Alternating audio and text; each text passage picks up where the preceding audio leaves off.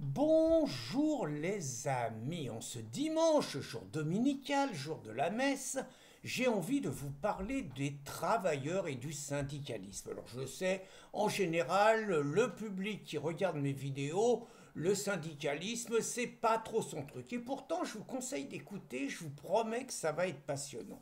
Alors ce qui me donne envie de faire cette vidéo, c'est un petit tweet que j'ai vu hier, c'est un truc intéressant.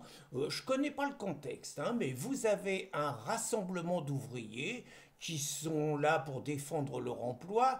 Apparemment, il y a une intersyndicale, mais on voit pas de banderole CGT, on voit pas de drapeau CGT, on voit plutôt du FO. Et donc, dans ce rassemblement syndical, apparemment unitaire, il y a de prévu la prise de parole du député RN qui vient finalement soutenir les travailleurs en lutte, ce qui est bien. Sauf qu'en temps normal, un député RN qui vient soutenir des mecs en lutte, il se fait éjecter manu militari par les gauchos de service, par le service d'ordre de la CGT, et le mec il fait pas 2 minutes. En général, c'est comme ça que ça se passe. Et après, les gauchos ils disent que le Rassemblement national il n'est pas du côté des travailleurs. Que du classique. Sauf que cette fois, apparemment, les choses ne se passent pas comme ça. Il y a effectivement un petit groupe de gauchistes qui veut empêcher le représentant du RN d'intervenir, sauf que le service d'ordre de l'intersyndicale vire les gauchistes et laisse la parole au RN.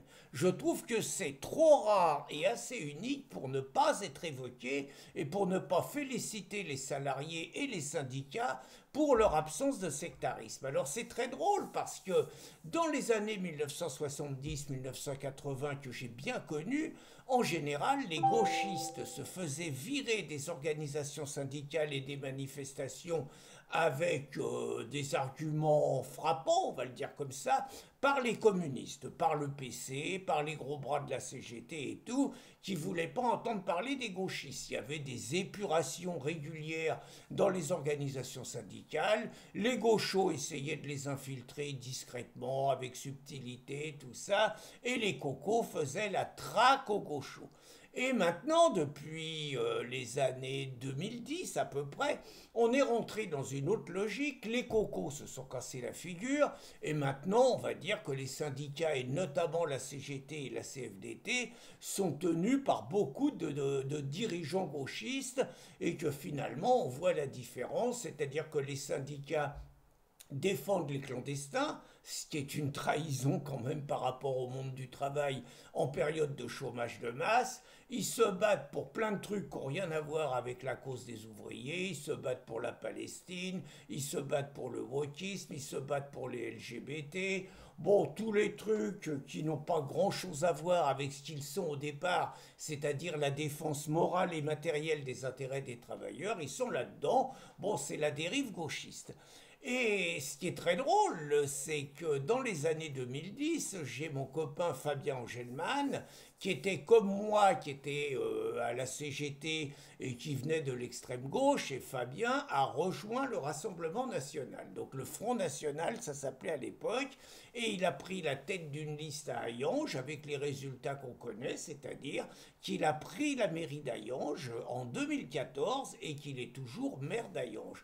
Mais qu'est-ce qui s'est passé dès que ça, dès que son changement d'orientation politique a été connu, les bureaucrates sont descendus dans la section de la CGT d'Hayange, je crois que c'était les communaux d'Hayange, il y avait 23 syndiqués, et les bureaucrates ont commencé à expliquer que les idées de Fabien Angelman, donc le Front National, n'étaient pas compatibles avec les valeurs de la CGT. On ne voit pas trop pourquoi. Normalement, il y a un truc qui s'appelle la Charte d'Amiens, qui a été votée en 1906, et qui reconnaît l'indépendance des organisations syndicales par rapport aux partis politiques. Et d'autre part, le fait de ne pas vouloir d'immigration en période de chômage de masse, c'est juste la position historique de la gauche de tout le temps, sauf depuis que les gauchos ont pris la tête des syndicats.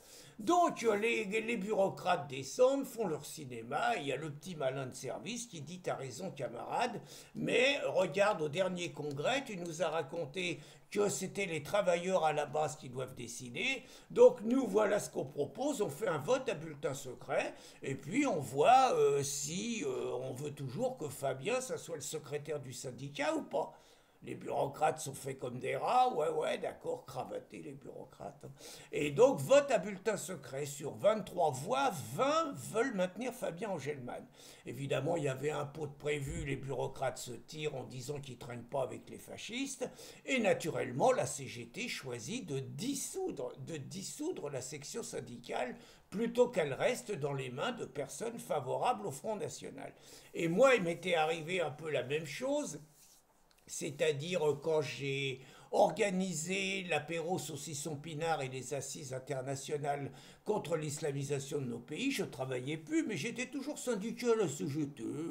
On va dire une fidélité peut-être stupide, je trouvais normal. Bon, au moins jusqu'à la retraite, je considérais que j'avais une situation pas trop mauvaise grâce aux luttes syndicales, je continuais à cotiser. Bon. Et donc je fais l'apéro saucisson pinard, et il y a un article dans Libération qui montre, qui explique ces gens de gauche qui ont rejoint le Front National, et il y a ma pomme. Libération, on ne va pas rappeler, il y a Ménard aussi, dont c'est l'anniversaire aujourd'hui. Bon anniversaire Robert. Hein, donc, il y a ma pomme, on dit que j'ai rejoint le Front National, et je reçois une lettre recommandée de mon syndicat, même pas un coup de fil, une lettre recommandée me convoquant au tribunal révolutionnaire pour que j'explique mes changements de position. Naturellement, je leur fais un bras d'honneur. Je leur dis que d'abord, ils devraient vérifier leurs informations parce que j'ai jamais rejoint le Front National, même si par ailleurs, depuis 2012, je votais pour lui, mais je les ai jamais rejoints. Et je leur ai dit d'autre part que j'avais passé l'âge de passer devant les tribunaux révolutionnaires, et ça s'est terminé que j'ai arrêté de leur filer des sous et que j'ai arrêté d'être syndiqué à la CGT, qui elle-même dit que c'est eux qui m'ont viré, ce qui est faux, c'est moi qui leur ai foutu la carte dans la figure. Toujours est-il que la conclusion de ces quelques anecdotes, c'est quand même extraordinaire, c'est que les ouvriers votent majoritairement pour le Rassemblement national. C'est clair, le vote ouvrier va vers le Rassemblement national, et c'est pour ça que les syndicats cherchent un nouveau salariat, et que le nouveau salariat, c'est les sans-papiers et c'est les Africains. C'est intéressant. D'autre part, le fait que les syndicats soient subventionnés font que finalement, ils n'ont plus besoin de syndiquer pour continuer à engraisser leurs bureaucrates. Et donc, la seule réponse des organisations syndicales au fait que les ouvriers votent Rassemblement national, c'est de traquer les ouvriers qui militeraient pour le Rassemblement national. Il y a quand même de quoi se poser légèrement des questions sur la dérive des organisations syndicales, alors que les syndicats sont utiles quand ils ne sont pas sectaires, quand ils sont patriotes et quand ils défendent réellement les intérêts moraux et matériels des Français. Bonne journée les amis!